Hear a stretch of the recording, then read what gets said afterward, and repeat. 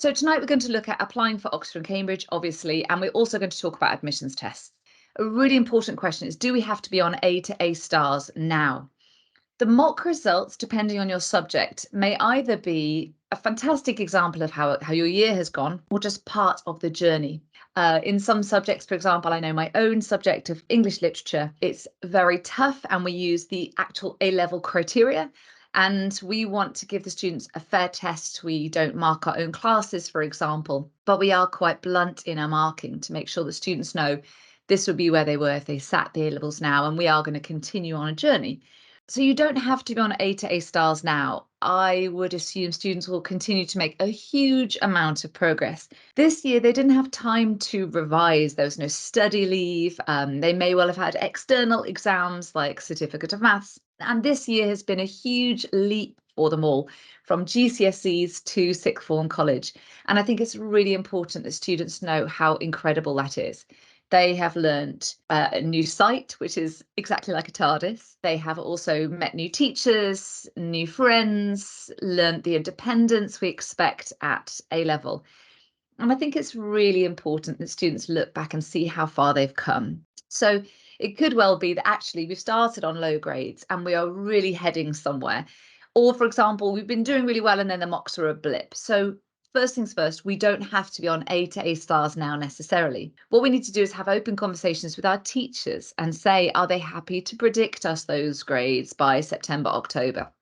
The teachers have got to know them, and it's really important just to open that dialogue up. To kind of say, do you think it would be a good idea? Do you think I'm capable? And they will have a conversation with you as to whether they're happy to predict you those grades by October, by September, October. There are also other things we can do, for example, writing extra essays or having a go at something else in September. The big thing is communicate with your teachers. The other thing to know is that the grades that Oxbridge, the Oxford and Cambridge suggest, have to be ready by September, October, because you have to apply early, much earlier than the rest of the year group. And also just to know that Oxford and Cambridge ask for grades that might be, for example, 3As, some courses A star, AA. Now, in comparison with some other universities, for example, Warwick or Imperial, they who might be asking for 3A stars, what Oxford and Cambridge are asking for is a minimum of 3As or above. And I would also say that it's really important to think, if you are just going to manage those A's, if that's going to be a push, there's a lot to do with the Oxbridge admissions process. So that's part of what we're going to be discussing tonight. The grades that they require are very high. I mean, A's are absolutely extraordinary, but they also do assume that that's at least what we're aiming at. And at Oxford, the average number of A stars is 2.7.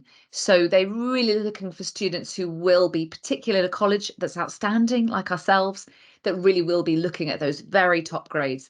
But some schools that might be really struggling with specialist teachers in, say, maths, or haven't even got a specialist teacher, they might have a little bit more leeway. But they really want you to be aiming high. So in Reach, students have learned about Leeds, Warwick, Bristol, Birmingham. They've learned about a student who's doing an apprenticeship with IBM. They've also learned about Oxford, Cambridge, and Exeter. They have seen students studying computer science, English, maths, psychology, history, and politics, law, medicine, veterinary medicine. And so really important is, what was the point of Reach? The point of Reach is to make sure that students can make an informed choice. It is absolutely not an Oxbridge programme. And I think we get great results of students going to Oxbridge, but we get even greater results as students going to all the other world-class options. You know, if we get 20 or 30 into Oxbridge, we're getting 600 into other top universities. And I think it's quite easy to think that this is some magically better education, and actually Reach, I hope, at the end. In fact, the majority of students come to me and say, I found the course at Bristol, at Warwick, at Exeter, at Bath, at Cardiff. I mean, Cardiff is the most popular university for our students. And also for parents and carers to know, Bristol lower their offers for Hereford Sixth Form College. So whatever it says in the book or on the website, they give us contextual offers because our students are so impressive. Birmingham, similarly, they offer us very preferential grades, and Cardiff too, because they're close to us and they know us so well. We have a national reputation. Reach is about helping students figure out what's the best for them and what's the best subject, and to realise that Oxbridge isn't better. The thing that they do is they sell a very uniquely academic education at sometimes quite traditional and at definitely a most demanding level, where you do the work before you come to your supervision or tutorial. And that's such an important choice, because this is at least 3 years and you want to do a course at a university that you love. And you could go on to all of those world-class options. So now let's talk about what are admissions tests. And then a little bit later, I'm going to go through a timeline and go through lots of specifics. Admissions tests are an entrance test that are set by the most competitive universities. And to follow this session, Dr. Phil Evans and myself, we're going to be running a lunchtime session, half for the maths, kind of sciences, and half for the arts subjects.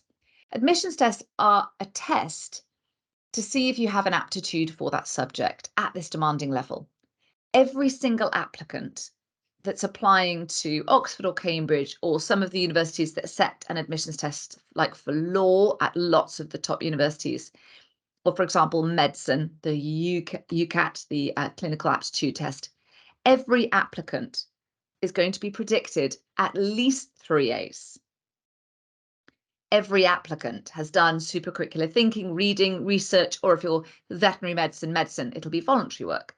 They are looking for independence to help you think about what you've studied, to enjoy your subject beyond the simple. And they want you to be fascinated by your subject. So they are testing whether you have been spoon-fed to get your A's and your A stars, or whether you have a real passion. And I think that is why we do so well. We do so well at the admissions test, A, because we prepare them early, but also my students are so independent, so driven. We do not spoon feed. The maturity they've developed this year, the directed learning they've done, the work after lessons is absolutely world class. So I think first things first, admissions tests, our students do really well. What are they? Either they are a test that you sit independently at a centre, so the UCAT, which is the clinical aptitude test, or the LNAT for law.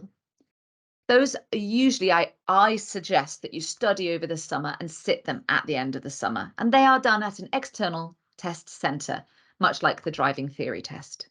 So those are ones you organise for yourself, and then you add the information about that to your UCAS, and they get the information from your application.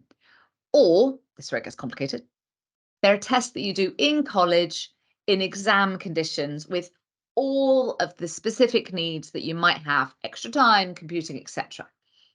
Most of these are on the 18th, the 19th, and the 20th of October this year. So it's a test you do at college. And you register in September for these. So don't worry, you register for these ones in September, and I will email them, text them, bug them. These are the tests so far. 18th of October is the biomedical admissions tests. So that's for medics who want to go for Oxford and Cambridge. And that's also some other ones, for example, various of the sciencey ones. The TUMUA test of mathematics, engineering, ANGA, natural sciences admissions test for my natural scientists or my veterinary medics. The TSA, thinking skills assessment for PPE, for economics types courses. The ELAT for English, the HAT for history. And then you've then got the 19th, which is classics, more ELATs, geography, maths. 20th, more HATs, modern languages, physics, and the philosophy test. These aren't all of them. There are even more. So very important. If you are considering Oxford or Cambridge, students must find out if they have an admissions test. They must then register in September. They must make sure that they sort this. I will tell them to go to the exams office. They will then go to the exams office to Di and her amazing team and sort that out. And that is something that's super important.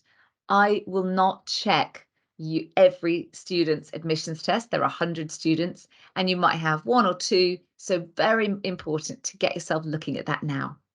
Or even more complicated, a third option is you might sit a test if you get to interview. And this is often the case for Cambridge. So perhaps you might be given an admissions test only if you get to interview in December. I know, it's complex. For example, this is the information from Cambridge. Now, a little bit later, I will put all of these links. Everything I'm showing you, I'm going to just put all of the links into the chat. Okay, so don't worry too much. So all colleges require applicants to take these courses: chemical engineering, computer science, economics, engineering, law, medicine, natural sciences, veterinary medicine. Some also require it for all of these subjects, but the right-hand column here is if you get to interview. This is the LNAT. Now, each of these admissions tests actually has their own website. And I think it's really useful to just have a little look in the coming weeks to just figure out if we're happy with this, if we want to go through the process of sitting admissions tests as an extra. This is the one for LNAT. It takes you through what it is, what it isn't, registration, how to prepare, etc. It's fantastic. So for lots of top universities for law will want you to do the LNAT. So for law at lots of the top universities, this will be necessary. Oxford has their own page to admissions tests, and they have webinar series, they have workshops that start from now all the way through until the time of the admissions test. They even have their own page for the physics aptitude test because it's beastly hard. There's one for the ELAT for English. So don't be afraid to look for the specific preparation for those tests. Now let's talk about how much time. So for the maths, so MAT at Oxford, or for example, STEP Cambridge, or the TMUA at Cambridge, for the maths and the scientific papers, the biggest thing is they are expecting an unbelievably fast pace. I had a student who sat the natural science admissions assessment, the NSAA. She said that if you had 5 hours, you'd be fine, but you've got 2. And students who come out of the PAT or the MAT find those extraordinarily difficult. The ENGA, similarly, the TMUA, Engineering Test of Mathematical Aptitude, they are incredibly challenging. Often the content isn't too hard, although I have to admit that's not the case for the MAT and the ENGA and the TMUA, which are really hard. The content is testing you at least your A-level skills. And really, they're then putting you under time pressure to see if you enjoy the fast pace. So I would recommend prepping in timed conditions. For the maths and the scientific papers, if you do poorly at these, you won't get to interview. And particularly for computer science or engineering, maths, these are a relatively strong indicator of whether you will enjoy the academic level of the course. I would recommend for any of the admissions tests to do about 40 hours of prep. And that's, I would suggest, over the summer, because when September starts, we want to make sure we're really keeping ahead on our A-levels. For the essay subjects, the history or the ELAT, for example, you can't really look at past papers to help you prepare because they could give you a history source or an English source to look at and then just write about. What's lovely about the essay ones is there are no assessment objectives. There's no set structure that you have to follow, and that's lovely. But it is really useful to look at the past ones because then you've looked at lots of sources or lots of English texts, lots of poems that you haven't come across before, and just enjoy writing about them, thinking about them, talking about them with other people, writing notes about them. Just engage with literature or history, or for the other essay-based subjects, just engage with those texts. And it is also important to read. If we're historians, if we are English literature, if we are modern languages as well, classicists, for those essay subjects, we've got to be readers. And that means reading range from different historical periods, both in English and history, and a range of classical texts. For classics, a range of foreign language texts, if we're considering the languages. so that when we get to an admissions test, we aren't completely flummoxed by a text that sounds unfamiliar. We are excited. For the linguistics papers, classics, which is translation, really important to get skilled on that, although we can pair you up with lots of these subjects with students who've been through the process. Or, for example, modern languages, it's worth just getting familiar with those and practicing, for example, for classics, the translation aspect. So really important. For the maths and science, prep all the past papers. Make sure you're really skilled up on all of your maths and science. For the essay, get reading, get enjoying your subject, and then writing about it. For the linguistics type papers, do look at the translations. And then for the thinking skills assessment, the LNAT, the UCAT, the TSA, these are really based upon critical thinking. I can see there are just a couple more people who've just joined, so I'll just allow them in.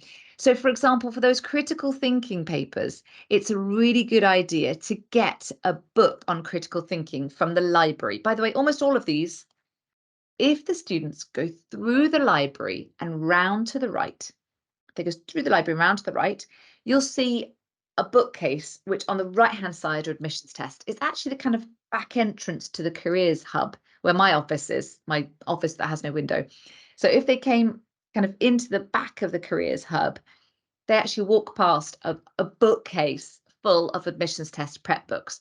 Every NSA paper that's ever been, preparing for the LNAT, the TSA, etc. So there are lots of books in the library, and ask the librarians. For these three, the thinking skills, really useful to get, make sure you're really aware of critical thinking. Logical fallacies, conclusions, premises, deductive arguments, logical causation, correlation. Really make sure you're prepared for your critical thinking. For the LNAT, the UCAT, and the TSA. Oh, and also the BMAT, test that a little bit for medicine and biomedicine. So that is thinking skills, really important to make sure you use the TSA website. There's a great website on it. In fact, every single one of these has a website created by the exam boards. Now, I'm going to do half of a timeline, a bit of information, and then another timeline. So hopefully this should be really clear as to what happens when. So this week and next week, the students have impact lessons where they are starting their UCAS form. Okay, and they've all been through these this week, and they will have logged into UCAS and they'll start filling it out, and they've just got to get it right. They've got to get the UCAS form right. Everything from every spelling, capital, making sure they've nominated access, putting in their subjects at Hereford correctly. You wouldn't believe how many students say they're doing not the right kind of A-level. So they've got a little booklet that they use in lessons they'll use this week. Next week, they'll continue in Impact Careers lessons to use UCAS, but they're also going to work on the personal statement. And for lots of students who aren't going for university, they'll be writing a cover letter for their apprenticeship or for their job with training. So next week's all about finishing UCAS or getting UCAS really underway. And then next week's impact lessons are about writing the personal statement. So actually should, for these guys who've been on Reach, be continuing that because they've already done that in lessons. June, July, get a one-to-one with your Reach teacher, either your Reach teacher, Phil, if you're a medic, vet or dentist, myself or one of my team, and you're going to draft your personal statement. This will be the first of about 5. So it'll probably just be your first go, and it'll change as you go on. Of course, you are now prepping for year 2 and really getting going and ready for second year. It's easy to be tired and you've done so well, but keep going, keep prepping for your second year. It's a good idea to see your teachers and say you're thinking of applying early. Do they think this is sensible or realistic? If they think you'll need more time, you can go through normal application in November, or you can apply on a gap year. And interestingly, our students are much more successful on gap years than when they only have predicted grades. Gone a long time ago is the notion that a gap year is bad. I had a student this year who got in for computer science on a gap year when historically they said you couldn't for maths. You had to do a year. You couldn't not do maths. Whereas they're much, much more aware that actually on your gap year, you'll still be reading regardless of what you're doing. You could have just a job and be earning money. You will be spending your evenings enjoying your subject. So don't worry if actually the students are considering a gap year, even for the maths, the medicine, Absolutely not a problem. And we help students, regardless of Oxbridge, we help students when they've left us whatever they need. We offer ex-student support sessions. So actually any student who leaves us in year 2 without a work with training or an apprenticeship that they wanted or a university course, we actually call every single student in the September after they leave to check if they need career support, because that's one of the reasons you may have come to college, because of our careers. So it's super important. Don't think that on a gap year it's any different. You can have all the support you need. Over this summer, read, get the reading lists from the library. No, from the Careers Hub. Ask Bev, get your reading list. They're lovely printouts in the Careers Hub. Listen to podcasts, enjoy your subject. To get into Oxbridge, they will expect you to be a reader, a lecturer, watcher, a reader, someone who loves learning, and that is important. When in September you return, if you're an early applicant, you will be super organised and you'll return to college. And at the beginning of September, you'll speak to your teachers about your predicted grades. You might hand in an extra essay or do an extra little exam if they're just slightly worried. The internal deadline is the 13th of September. So it's actually only a week after you get back, because you guys come back a little bit later than the first years. It's very early. The real deadline that Phil and I have to have processed every single one and sent them to UCAS is the 16th of October. We have around 100 applications. The internal deadline is a soft deadline insofar as if you need a bit more time, that's fine. But we do need some coming in every day because we'll have 100. And I'm going to pause the timeline. I'm going to come back to that because I'm going to I think it's really useful for parents to know what we do in careers, regardless of whether you're applying early or not. So it's not a hard deadline. The students click submit and send some point in early September, or kind of all the way through to the end of September. You click submit and send. Don't worry, it comes to us. Okay, so really important, it comes to us in careers. You then print your predicted grade. We've been discussing this in impact lessons this week. You print your predicted grade from your portal and you get it signed by your teachers, your history teacher, your law teacher, your maths teacher. You get that signed and you bring it to Bev in careers, who is just wonderful. And if you've ever got any questions, just ask Bev. She's a trained careers advisor. She's absolutely wonderful. What she doesn't know about UCAS isn't worth knowing. She could probably run the college, actually. So really important, get that predictor grade form, PGF, printed from your portal, take it to all your teachers so they've checked your references perfect. They're writing it now, actually. So check your reference, predict you those grades, you bring it to Bev. Then what happens is, let's say Phil was dealing with it because of medic, vet or dentist, or myself. We will then read all the way through your form in its entirety, every single thing. We then copy your reference from your teachers onto your form. We check it with a fine tooth comb. We check that your reference is stellar. We then add your predictor grade from your paper form, and we have to verify the whole thing. And the big thing that's the most complex is verifying your grades. We have to legally tick a box to say that we have seen every grade you've put on there. So, for example, your music grades, any D of E, your core maths, any subject that you've ever done an exam in, we have to have seen the evidence for us to tick that. So we might well be like, you've got a D of E on your form. I haven't seen that. Please bring it to Bev in careers. You've done grade 4 piano. You've got a ballet qualification. I need to see the evidence of that. All of those will be on your form, and a lot of them are worth UCAS points, but we have to have seen those. The whole process, because we are really, really picky on your personal statement and on your reference. The whole process takes about 3 hours per student. That's if everything's perfect. I then check everything on it and I send it to UCAS, and it takes me about 7 minutes just to log through all the different things because it can't be sent back. If there are errors, your date of birth is wrong, you haven't put your name in capitals, you have got a comma missing in your personal statement, you've made an error, if there are grammar errors, I'm not going to send it off. So you've got to make sure you've read it aloud. However, I will text you, will Teams you, will email you. So you've got to be communicative. We would then send it back to you, and then ask you to bring in your certificate or whatever qualification we haven't been able to verify, or you've put on one of your A levels wrong. You've called it philosophy and ethics when actually it's religious studies. You'll rectify the issue. You click pay and send again. You don't have to pay. But it takes a huge amount of time. We give every student, all 600, this level of attention to detail. But the process has got to be right. It's time consuming for the early apps. For Phil and myself, there are just 2 of us doing 100. For the other 600 who apply through normal application, there's a team of 10. But it's a huge amount of work. It's a really official document. If we do it wrong, you won't get to uni. So we have to make sure it's perfect for you. We also don't overpredict.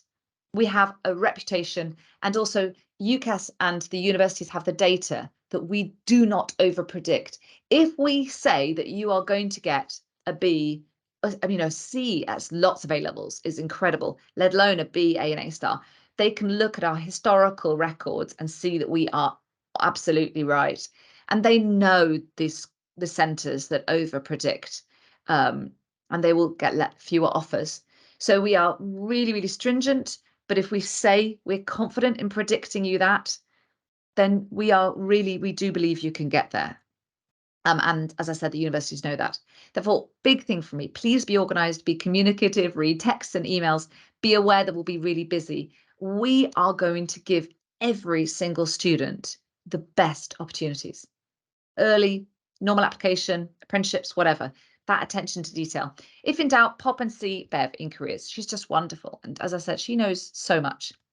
So let's go back to the timeline. So that's just a little plea. But as I said, it is a soft-ish deadline, the 13th of September. But I do need a couple to process every day.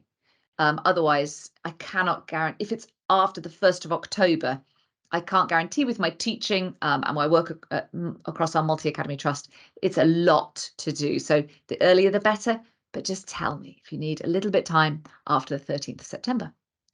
So September, you're going to register with the exams office. So around the time you are submitting your UCAS, you register with our exams office for admissions tests.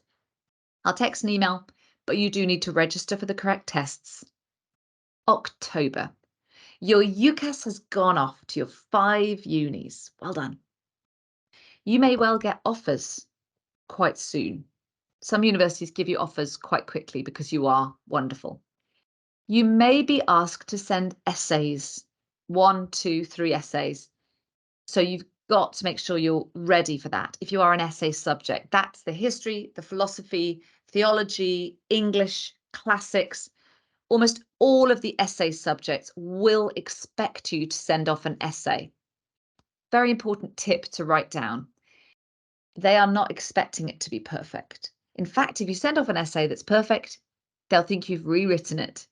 And they love the fact that we are mean. They love the fact that on your essays, we may be giving you a level 3+ in English, which is essentially a C.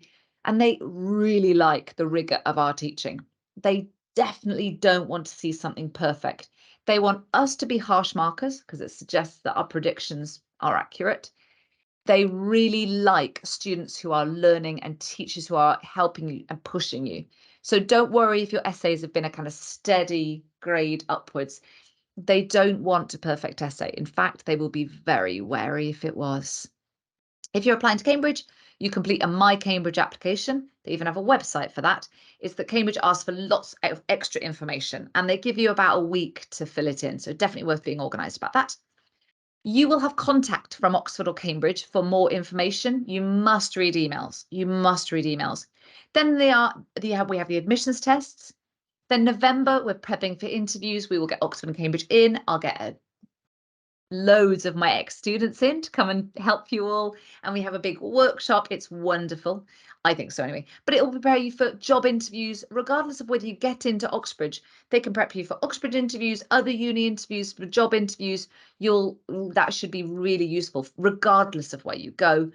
If you get an interview, we will aim to give you a mock interview. And you can contact me or a relevant head of department to organise that. And again, I call in lots of favours from colleagues all over the country, and they very kindly come and do interviews for me, or I get relevant HODs who are really academic to do them from in college, and we have some serious experts in-house. December are internal mocks. So you could well have your internal mock and then your interview for Oxford or Cambridge the next day, or medicine, very medicine. So that's a huge ask. It's incredibly demanding. You could even have your admissions test then. And then you get your offers for Oxbridge in about January. Medics, it can last longer and the interviews go on for longer. The other thing to know is you still have to get the grades. You still have to get the grades through all of this busyness. This is just a little bit of information about webinars for parents, but there are lots. I'll put these in the links a little bit later. There are webinars for parents, lots for Cambridge, and there are lots for Oxford. The link at the bottom here, which I will send you in a moment, they actually have loads of recorded webinars that they have done for admissions tests, prep for Cambridge, how to write a personal statement, what's Cambridge like, why would you apply to Cambridge or not. So there's so much available, and I'll put all those links in the chat in a moment. And a very important question is this. What if, let's say at the end of the summer, you choose other world-class universities or apprenticeships? This is, I would suggest, the most important choice. You should only apply early to medicine, veterinary medicine, dentistry, Oxford or Cambridge if you love the course. A lot of the courses at Oxford and Cambridge are unique and exciting. If you love that course, you want this teaching, and the teaching, particularly at Oxford and Cambridge, is front loaded. So you do the preparation and you come to your tutorial or your supervision, they affectionately called Cambridge Supos. You do the essay and you bring it along to your supervision or tutorial, and you will make mistakes. You will bring along your maths problems, which are going to be beastly hard, and then you discuss the maths problems. And it's hard, and you will make mistakes in every supervision or tutorial. You have to enjoy working beforehand. You have to enjoy talking. Even if you're not very confident, you have to enjoy talking about maths. And you have to want that style of academia. It's 8 weeks, it's very intense terms. And it's the supervisions and tutorials are a process of you breaking down what you know, learning it again. But other universities have world-class lecturers, and you go along to a lecture and listen to someone truly extraordinary at their subject. At Bristol, at Cardiff, at Aberystwyth, at Nottingham, at Warwick. And then you would go away and do the reading and the essays or the maths and the thinking. And you've got more space to process rather than this very intense process. And that is what the Oxbridge interviews are like.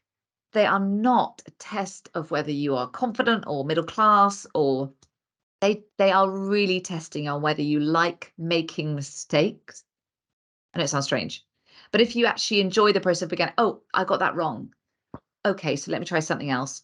If you like new ideas and in dialogue, and actually at the end of the Oxbridge interview, if they think you will enjoy this kind of teaching and at that academic level, you might get an offer.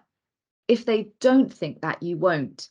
And I say to my Oxbridge students every year, but I'll say it to parents and carers now, it's not actually a rejection because they don't think that you would enjoy it. That's hard, I know, in the moment, but actually so many students come back to me afterwards and tell me they've gone on to some other world-class university and they know that was the place they were meant to be. And I have that all the time. In fact, next week I'm about to interview someone for my YouTube channel who just loves her university. And that's the thing. You've got to want that kind of teaching. You do have to be ready to be predicted those top grades. And we are looking at least the A's, but most people going there, particularly from a centre like Hereford, which has got a national reputation for excellence, they will be seeing that at least that. And also that you want and enjoy extra study.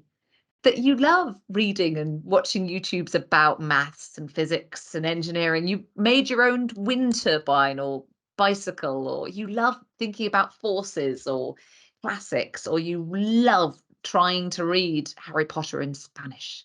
That you do love that, and that you want the extra study. What if you don't? And actually, at the end of the summer, you think, well, actually, it's a huge amount of extra work, and I've got these other unis I prefer. You will apply in the normal application cycle with the rest of your year group who are going on to other world-class courses, apprenticeships, jobs of training. There is no one great option, and Oxbridge is not magically better by at all. And the point of Reach is that actually 4/5 of the students on Reach don't go for Oxbridge. What do I get if I don't go for early application? You actually have more careers lessons, more support in October and November. So after all the early apps have finished, you have more of those. Rather than coming to Phil or myself, your personal tutor, admissions tutors come from the universities for 2 weeks of November. And all they do for 2 weeks is make appointments with students with their personal statements. That's the biggest tip I would suggest, actually. That's worth writing down. Admissions tutors come from the universities, and there are about 10 of them, and they're set dotted around the careers hub. And all they do all day long, poor them, is just read personal statements, and students bring along their personal statement on a piece of paper or on a writable pad. And they just check the personal statements and discuss the personal statements. And we see hundreds of students through those 2 weeks. So don't worry. You don't get any less if you apply later. Your personal tutor oversees your reference. They check, they make sure it's perfect, and it will be. You actually have more time with your personal tutor as well to prep it. And then rather than just Phil or myself checking your UCAS, the whole careers team checks the UCASs. Again, they check every single thing. It goes off perfect. They check every single thing that goes on your form, just like Phil or I would. They're just more people. And then very important, and this is something I want to say now as well, is next January, we have a celebration event for the Oxbridge, and then May, we have a huge celebration event for the students who chose to not go for Oxbridge and who've got into apprenticeships or jobs with training or uni. I mean, take over the bridge, and there's lunch, and it's fantastic. And we do a big photo shoot. And then from May onwards, I don't know if any of you follow the college socials. Every single week, we celebrate a student who's gone on to a conservatoire or musical theatre or a job with training. One of my students has gone on to an apprenticeship with Airbus in Bristol, which is unbelievably competitive. Students who've gone to Imperial or Edinburgh, someone who's going on a gap year and is doing some really interesting things, someone who's working with the BBC. So very important. We have so much. And so if I text you or email you next year because you've not gone to Oxbridge, we are looking for a huge celebration event. And then at the end of the summer, actually, it's actually in about a month, it'll be in the Hereford Times. We do all the press associated with it, but we do all of our other celebrations from May onwards. So we celebrate all of the options, all of the world-class unis, the apprenticeships, the jobs with training, whatever you've gone on to. And that's so important. So any questions, feel free to ask in the chat. Colleges. If you apply to Oxford and Cambridge, you can choose a college. I've said this, I will say this to every single student who meets myself or Steph or Helen Conway for their one-to-ones. We don't recommend that you apply to the same course at the same college as another student from Hereford Sixth Form College. And from my perspective is I want to compete with Eton, with Westminster, with the best private schools in the country. I don't want my students competing with each other. So if I have 2 students who are interested in English literature, I'll recommend that only one applies to that college. So do have a look at different colleges and think about which ones you might want to apply to. You can also do an open application. So you can also do an open application where you basically say, I don't mind where I'm applying. And then there's a system that allots you a college. And they think that it's essentially as if it was your first choice. Good question. So if the applicant isn't successful for Oxbridge, the other universities, some universities make offers quite quickly. So for example, when you apply to UCAS, your UCAS form goes off to all of your choices immediately. And some of them may offer you offers quite soon. Some universities tend to be a bit later. I have to say the Scottish universities tend to make you wait, but that doesn't mean they're going to reject you. So then what happens is when you've got all your offers in, it's about May. It's quite late. They can offer you all the way through until May. In May, you then choose a firm and your insurance. So you get to kind of hedge your bets with two. It could be that they're both high offers. You need AAA and you need AAA. A lot of students have one that is their kind of aspirational, like a kind of Bristol or Warwick, whatever the top choice is. If it's Oxford, brilliant. So you put a firm choice and your insurance choice. The firm is the one that if you get the grades, you will get into. If you miss the grades, you will automatically go to the second university choice. So on results day, there's always a kind of second option. I recommend that you put them all on at the same time, just because you've got, I think Bev would know, but I think you've got about a week. I could be wrong. You've got a short window of time where you could add in other choices afterwards, but I think it's quite a short window where you can add any on. I would recommend that you've chosen your 5 universities by the time you submit. So now, July and in September, there are more open days in September. Think about the 5 unis you want. Don't just think about Oxford or Cambridge. Don't just think about Oxford or Cambridge, because you should be thinking about all of your choices, all of your choices. You are world-class students. You should be thinking about lots of world-class universities, and they have generous bursaries, things like that. So it's really important to make sure, if possible, that you do that research now. There are lots and lots of support all the way through, regardless of whether you're an early applicant or not. And actually, if students are applying to an apprenticeship, we recommend you do UCAS and your apprenticeship application, because apprenticeships, particularly the degree apprenticeships, are super competitive, and they tend to start later. I hope this has been helpful, and I hope it all made sense. And from my perspective, is the biggest thing is, from now, draft the personal statement, enjoy your summer. If we are aiming for Oxbridge, we are naturally readers, etc. Thank you so much for coming, and I'll see you soon.